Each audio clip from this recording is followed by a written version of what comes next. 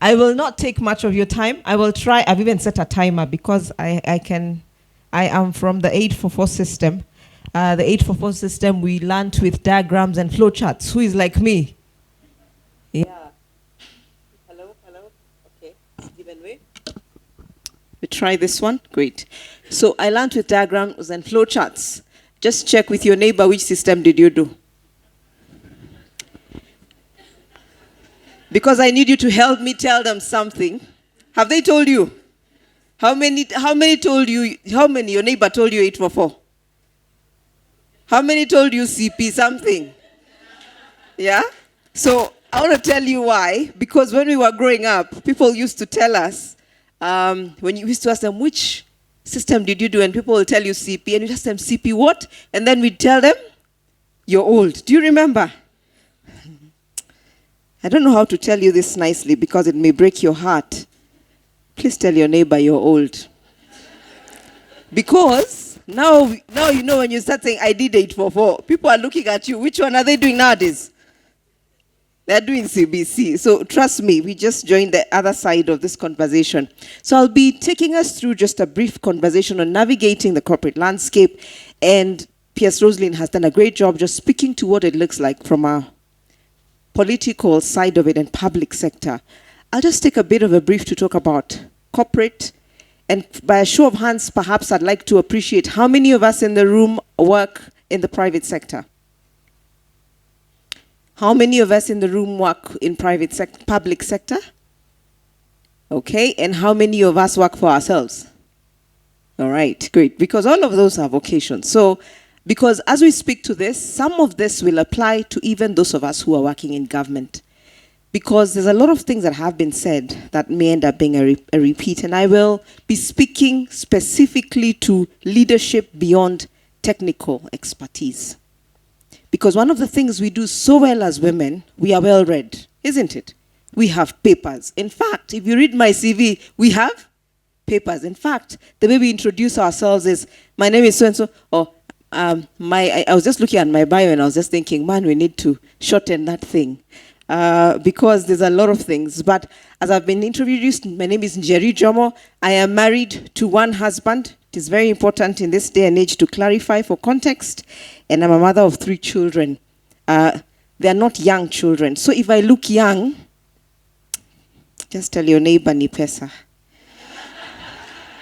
Gotcha. Yeah, you know, I think women, we have this thing of pretending to be humble. What is wrong with you? Maisha ni kujichocha, isn't it? Great. So we shall be speaking a bit about navigating the corporate landscape, leadership beyond technical expertise. And I'd like us to start by playing a game. So today when you interact with your work, whether you work for public sector or private sector, what does it feel like? Is it feeling like chess, where you're permanently required to be strategic, calculated, it's demanding a lot of foresight? Or is it feeling for you like it's poker, like it's risky, high stakes? By the way, you half the time can't even tell what the other person is thinking. Or who is feeling like it's a maze? My friend, it's complex. Things keep twisting. You don't know what is going to happen in the rest round the bend. How many are feeling like an obstacle course? You can see already saying that's me, yeah? Because the thing is, the corporate landscape is tough, isn't it? It's tough, and each of these games reflects leadership dynamics, which are really, really critical for your success in leadership. Now, ladies and gentlemen, allow me to say one thing. That today we have such an exceptional privilege, and I say this all the time, to be seated in this room. You know, privilege is not obvious to the person who has it. You're seated here in Lake Naivasha Resort, isn't it? You get to call yourself by that title. My friend, sometimes you even forget there were days you prayed for these things. Can I speak to someone? But why should it be you? Why should even people be led by you? It's a privilege, and a big privilege. All the roles that we hold, the fact that I get to carry the title that I have, The fact that you get to carry the title that you have. The fact that you have privileges that come with the job that you do. Is it true? And the day we forget that privilege, then we already begin to lose tangent. So corporate is a lot of games. Not too long ago, we began to discuss the environment and an acronym we're calling VUCA.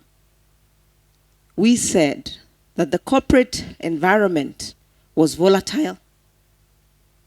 We said it was uncertain, isn't it? We also said it was complex, and there was a lot of ambiguity. And we developed strategies around how we cope around this, with these things. Just the other day, we were okay, and then COVID happened, isn't it? And then we were disrupted. How many have heard of VUCA? Great. I won't even speak much to VUCA because we are now in Bani. So 1 minute we were just discussing how volatile things are, they're uncertain, they're complex, so much is going on. And then just before we knew what was going on, we are now in a Bani world. So what is a Bani world? It's brittle. Systems are breaking under pressure. Everything you know to be that you have relied on is breaking, is bound to break, is going to be tested. We are also in a very anxious type of world right now. And I think we don't often discuss, we discuss anxious from our work context. But recently I was talking to someone, and she was telling me, when I think about my mother, she passed away last year. And I'm convinced because I'm now convinced my mom died because she was tired.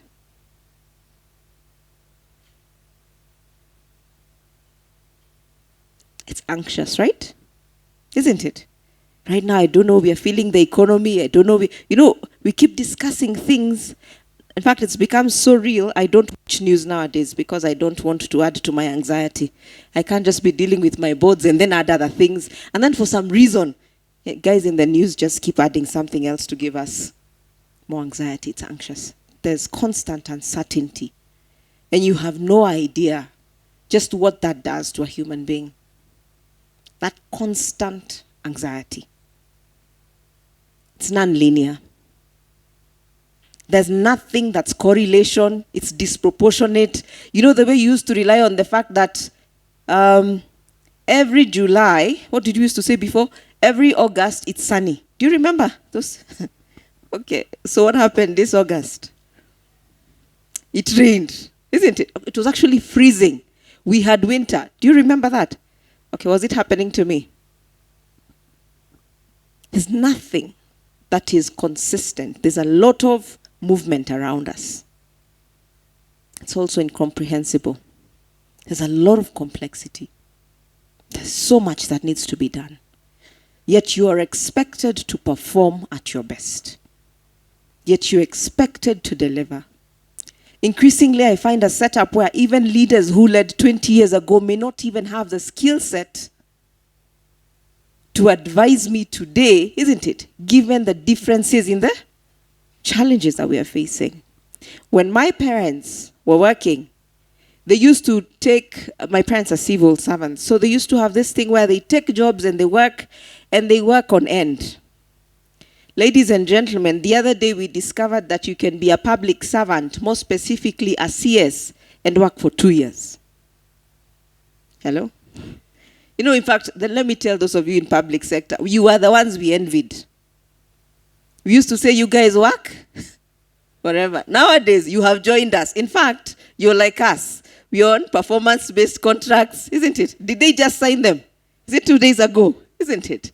There is KPIs, there's results, there's what performance looks like. I was talking to some guys at KRA and they were telling me they have targets. And I said, welcome to the other side. As we've lived with targets this whole time. So now you're wondering, do I take a mortgage for 10, 20 years?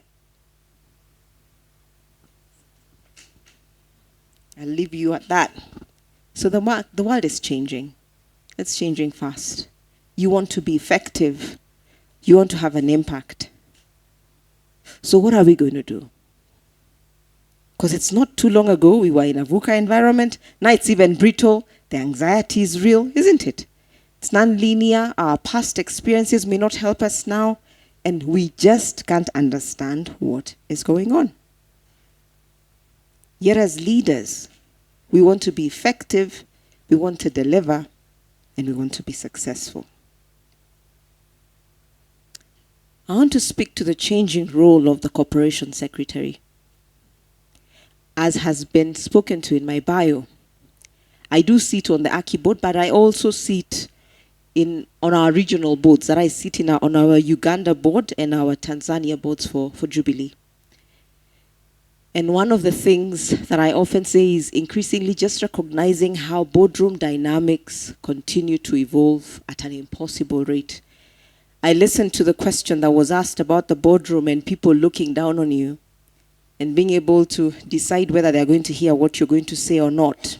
And I think we'll hopefully touch on that also, just to add on it, because the reality is that doesn't just happen in the boardroom, that happens in corporate, isn't it?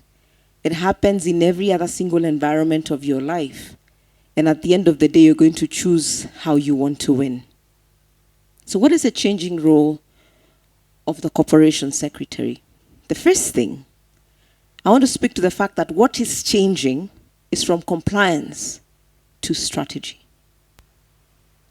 Every single person in the room can speak to the technical aspects that need to be done. In fact, as far as I'm concerned, you could be telling me about DPA, isn't it? You could be telling me about the last regulation that came in last week, about how the board needs to do the following things for it to be legally correct. But I am yet to find an environment where the objective of the outfit that you work for, their first priority is to be compliant.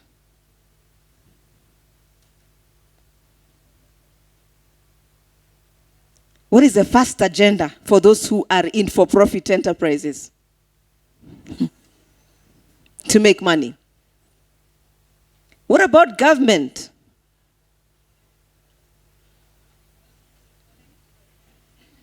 What is you know, as I keep saying, what I'm liking nowadays, you know, these are convergence. I don't know whether you've realized, because even government now we are discussing profit. There have to be revenues that sustain the entity, isn't it? Is it true? So the conversation really, the bottom line, is about what is the last time? What is the last time you walked into a meeting? What was the headline of your deck? Huh? Reviewing numbers. What was your slide? You, the one you prepared. The risks that we are facing, isn't it? And the compliance gaps that management is creating. Let's go back. What's the objective of the organization? Compliance is a mainstay, and I'll speak for myself as a CEO. My additional role, as has been indicated, I'm a CEO, but I'm also a principal officer. And if you know what principal officer is, it means that I'm the technical officer accountable to the regulator for the performance of my business. That includes compliance. So I am compliance officer number. It goes as far as the fact that the Insurance Amendment Act puts personal responsibility on me for certain compliances with regard to the organization. Yet, when we discuss strategy, the objectives of my shareholders is profitable growth. So I have very interesting conversations with my head of risk and compliance. So last time she came and told me, Njeri, we're going to breach the following, we're going to do the following. You know, if you don't do this, I asked her, okay. So if we don't do this, what's the worst thing that could happen? Remember, from where I sit, I'm balancing how many thoughts? Is it true? So how do you become relevant to your organization? The fact that you technically understand what is required. Do you technically understand how it supports achievement of the strategy?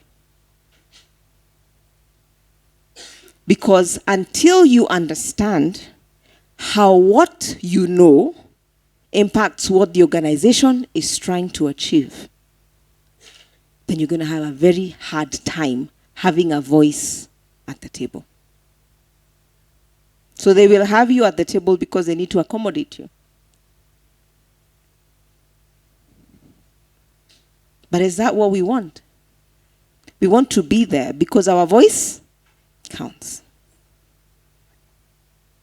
So how do we pick what we know? For example, if I know that the organization is trying to build, to grow revenue, I'm going to look at the law. And for all of you who know, M-Pesa was not built in the black and white of the law. M-Pesa was built in a gray area in the law. There was no regulation. So that's why I'm asking you, for you, how do you approach these conversations? Are you the one telling the company it's black and white? Yet innovation is in the gray. So what do you know? Because what you know is golden. You know the technical stuff. You can come and tell us, okay, this is what you're trying to do. This one, if you do, we get shut down. This one, if you do, yeah, our license will be revoked. But I see an opportunity. In here, we can do something. In here, isn't it? I'm seeing an opportunity. And this is how it will work. Because we have to convert our compliance conversations to speak to enabling strategy. And one of those I like to use is when I speak to ESG for my board. And it's very easy to demonstrate because it's the only language most organizations understand is money. You have to speak to it from a point of what they know to what they don't know. So when I go to my directors and we're pitching a new conversation, I'll tell them, listen, we're already making money in our core markets. What my proposition is, if we begin to address the issue of the underserved market, you do realize it gives us an opportunity in expanding our market share because these guys are really uninsured. But what am I doing? When I'm speaking to governance, I'm showing them, listen, this is how we look. When we look at our delegation of authority, it provides clarity. It enables people to feel more empowered within the organization because they are clear on what they can do and not do. Isn't it? I don't go with the rule book. By the way, are we all adults? Who likes to be told you can't? Then why are you telling people they can't? Moving from compliance to strategy. The next thing of how the role is changing from reactive to proactive. Normal words known to us. But I think to add value right now, we already need to be looking at how this market is looking.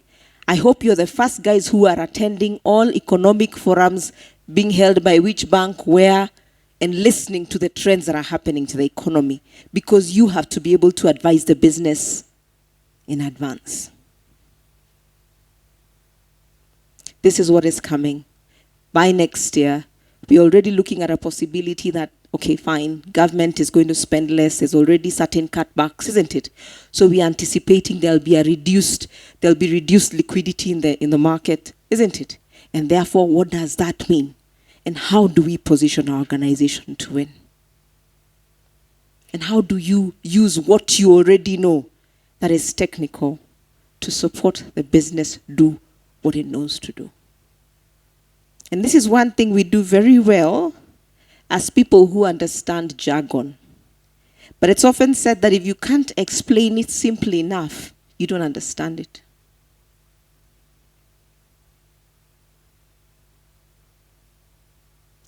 We have interesting conversations for us in insurance with some guys called actuaries. You know actuaries? Actuaries are very good at telling you technical things. You see, when it comes to embedded value, you know, they like those kind of terms. However, the successful actuarial science guys who I have seen grow to levels of CEO are the ones who understand the business environment, understand how they know technically how it enables the business to grow. How many here think they should make, if you're in private sector, CEO? How many? No ambition to be CEO? Or it looks hard? Huh? Okay. What is that role you want to do? Tell your neighbor. Or you don't have one? What's your plan? Yeah, because if you don't have a plan, then we finish now. If you're trying to go nowhere, why are you upskilling? To just go and do the same thing that you've been doing? What are you trying to be? By the way, I like to tell people, if today I wanted to be a CS, I would be. Tell your neighbor, why not? Isn't it? Why not? Kwani, the people who are doing it have 4 hands. They have how many hands? What do they know that you don't know? Moving from a reactive positioning to being proactive. There are real problems, and I keep saying on a day-to-day basis, every executive has more problems than they have people to solve them. Every day I wake up, I have 30 million problems. There are fires burning everywhere. Because let me describe to you the typical day for a CEO. You have your board, isn't it? Then you have your people, isn't it? Then you have your regulator. Then you have your peers in the market who are all trying to do business like you. Have you touched on family yet? Have you touched on your spouse, who is another full-time job? Have you touched on that one? Have you touched on the fact that you have children to take care of? All of this are going to be coming at this one person. How do you add value? I can tell you, there's nothing more valuable than someone who comes and tells me, listen, Njeri, I've looked at our strategy. And from what I listened, the board last week said that in the last cycle, they spoke to the fact that we really need to expand into Rwanda. What I've done is I've sort of done a scan of the Rwandan market, what's going on with that market. And you know what? Can I drop it to you so that you just have a quick look? And if you have any questions, you can check with me.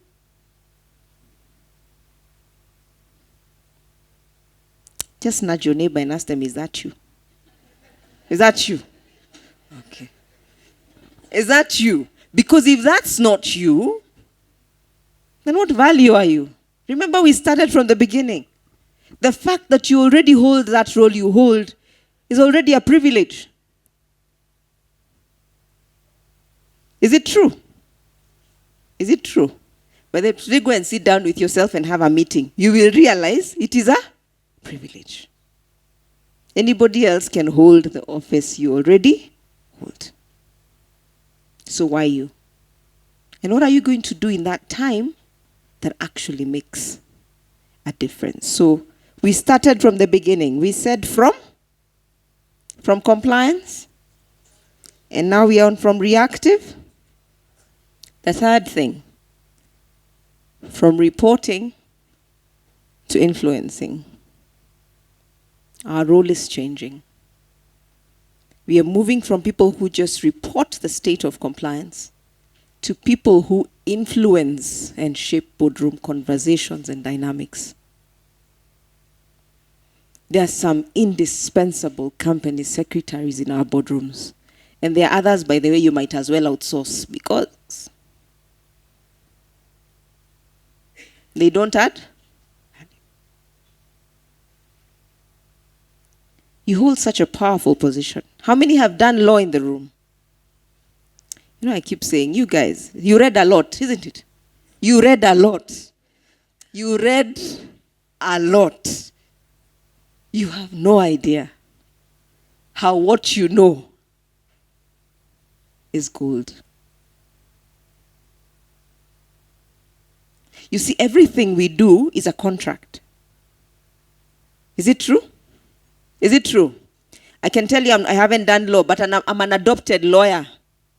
Let me tell you why. I read my emails like an advocate. What does that word mean? What are the ways it could be construed to mean? Is there any way we could perjure ourselves with the meaning or with this action? By the way, that's how you know we are sensitized. But I have not done a lot to save my life. Okay, I only did a few units in there, in here and there about. But I know ratio decidendi. Does that mean I am adopted? Okay? And I understand a bit of case law and how that's the basis for which, isn't it? And if there's already a precedence, so we are there. But you guys know it. Do you know how often I can't take a step before I talk to my head of legal? Because I'm committing an organization that is doing over 15 billion worth of business on 3 stock markets. So anything I do, a CEO's scorecard is the financials to be published. So it's not the ones you discuss with HR and hide in your drawer. As a CEO, I cannot even cover my shame. If I have not performed, I have not performed. And by law, you must publish in 2 widely read dailies. What I find amazing is how some of my colleagues, my male colleagues, can publish serious losses for 3 years and still work confidently. And I'm looking at this guy and even me asking myself, isn't it? Will this be me? So I think we really have to build the ability to bounce back because things will come, isn't it? Things will come. My friend, I think we really do need to have a conversation on self-care because it's becoming more critical. Or you're going to lose your mind if you're not careful. They lied to us in school when they told us the higher you go, the cooler it becomes. What they didn't tell us, the higher you go, the thinner the air. Isn't it? So you can't even breathe fast. So how are you going to operate? Because there's requirement to make decisions on the spot. A lot around you is changing. A lot is no longer what you used to know.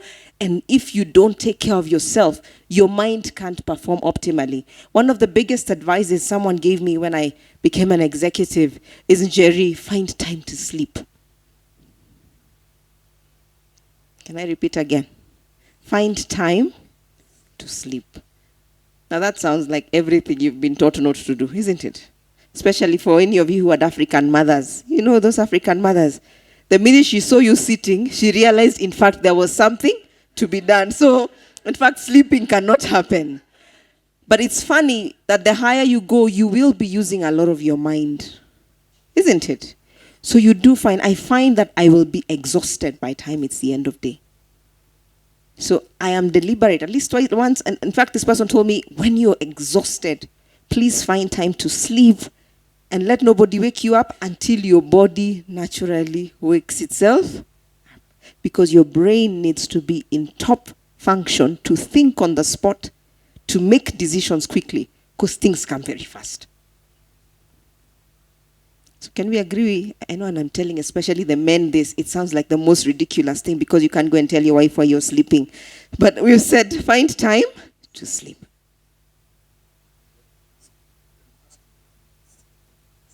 So you agree? You do need to sleep. You must sleep. By the way, you don't want to start popping pills for anxiety. We're in the business where I'll tell you, previously we've discussed cancer, we've discussed diabetes. Right now, we are discussing mental health. And I know I'm talking about it, but I can tell you the number of people who are getting admitted for mental health, it's getting out of hand. So sleep. It can get overwhelming, isn't it? We are not going to be Superman, Superwoman. Please, there's a time you have to be mindful, stop everything. One time someone took us for a certain exercise, and that lady told us, can you keep your phones in the room, and when you come into the conference hall, no phones. You will only pick your phones at 5. So we're starting at 8. Now let me tell you, my kids were young. So you can imagine, typically what happens in your mind, you're imagining everything will go wrong. So when we finished the day, we went back, I went running to my room because I was sure that phone has 100 missed calls. My phone had no missed call. And then we went back. Then she told us, yesterday I asked all of you to leave your phones in the room. Yes. Did you leave? Said yes. When you went back, what did you find? No missed calls. Then she said, can I tell you something? Is it true that people need you? Or it is that you need them to need you? Can I repeat that slowly? You need them to need you. That is called hubris. Please write that word. Hubris. It's called hubris. The fact that the world cannot function without you.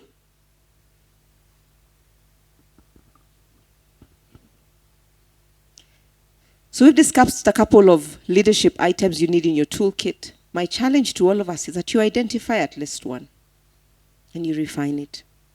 Because the higher you go, the thinner the air.